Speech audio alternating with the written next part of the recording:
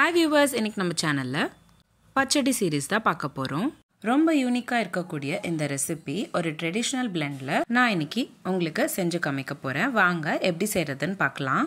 முதல்ல ஒரு panல 1 ஸ்பூன் கடுகு, 1/2 ஸ்பூன் வெந்தயம் இந்த ரெண்டுத்தையும் சேர்த்துக்கிட்டு நல்லா சாட் பண்ணிக்கோங்க. கூடவே 10 காஞ்ச மிளகாவும் சேர்த்துக்கோங்க. உங்களுக்கு இந்த பச்சடியில் எவ்வளோ காரம் தேவைப்படுதோ அதுக்கேற்ற மாதிரி காஞ்ச மிளகா ஆட் பண்ணிக்கோங்க. நல்ல 2 நிமிஷம் போல் சாட் பண்ணிக்கோங்க.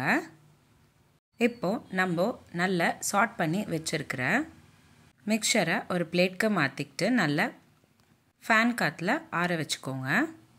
அதுக்கப்புறம் மிக்ஸி ஜாரில் சேர்த்துக்கிட்டு கூடவே 10 பல் பூண்டு சேர்த்துக்கோங்க.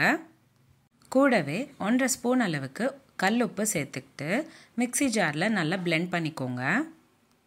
தண்ணி சேர்க்காம தான் பிளெண்ட் பண்ணிக்கணும்.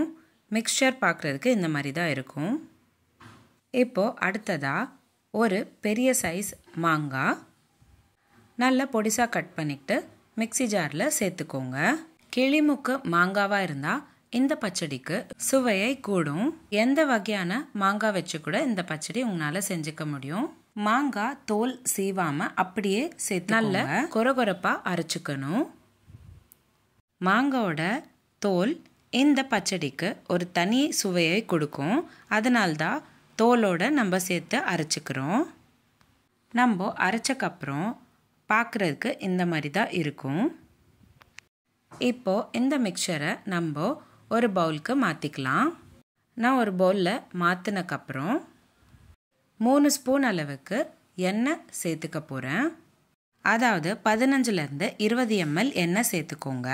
எண்ணெய் சேர்த்துக்கிட்டிங்கன்னா இந்த பச்சடிக்கு ஒரு தனி டேஸ்ட் கொடுக்கும். அதனால்தான் லாஸ்ட்டில் எண்ணெய் சேர்த்துக்கிறோம். எண்ணெய் சேர்த்தக்கப்புறம் நல்லா ஒரு வாட்டி கலந்து விட்டுக்கோங்க. அவ்வளோதாங்க. ரொம்ப சிம்பிள் அண்ட் ஈஸியாக ஒரு ட்ரெடிஷ்னல் பிளெண்டில் மாங்காய் பச்சடி ரெடி ஆயிடுச்சு. இந்த ரெசிபி எங்கள் பாட்டி கையாலேயே பண்ண ரெசிபி உங்கள் கூட ஷேர் பண்ணுறேன். அவங்க பண்ணும்போது நான் ஒரு வீடியோவாக எடுத்து தான் இன்றைக்கி நான் உங்களுக்கு வீடியோவாக போஸ்ட் பண்ணுறேன். கண்டிப்பாக இந்த ரெசிபி உங்கள் வீட்டில் ட்ரை பண்ணி பாருங்கள். இந்த ரெசிபி ஒரு மஸ்ட் ட்ரை ரெசிபின்னு சொல்லுவேன். அவ்வளோ ருசியாக இருக்கும். சூடான சாப்பாட்டில் நெய் சேர்த்துக்கிட்டு இந்த பச்சடியும் சேர்த்துக்கிட்டு சாப்பிட்டு பாருங்கள். ரொம்பவே சுவையாக இருக்கும். இந்த ரெசிபி உங்கள் வீட்டில் ட்ரை பண்ணிங்கன்னா எப்படி வந்துச்சுன்னு எனக்கு கமெண்ட் பாக்ஸில் கமெண்ட் பண்ணுங்கள். உங்களுக்கு இந்த வீடியோ பிடிச்சிருந்தா லைக் பண்ணுங்கள், ஷேர் பண்ணுங்கள். இதே மாதிரி டெய்லி ஒரு ரெசிபி பார்க்குறதுக்கு என்னோடய சேனல் சப்ஸ்கிரைப் பண்ணிக்கோங்க. இந்த ரெசிபி எப்படி இருந்ததுன்னு எனக்கு கமெண்ட் பாக்ஸில் கமெண்ட் பண்ணுங்கள். இந்த மாதிரி நிறைய சீரீஸ் நம்மளோட சேனலில் போஸ்ட் பண்ணியிருக்கோம். லிங்க்ஸ் எல்லாமே நான் உங்களுக்கு டிஸ்கிரிப்ஷன் பாக்ஸில் ஷேர் பண்ணுறேன். கண்டிப்பாக செக் பண்ணி பாருங்கள்.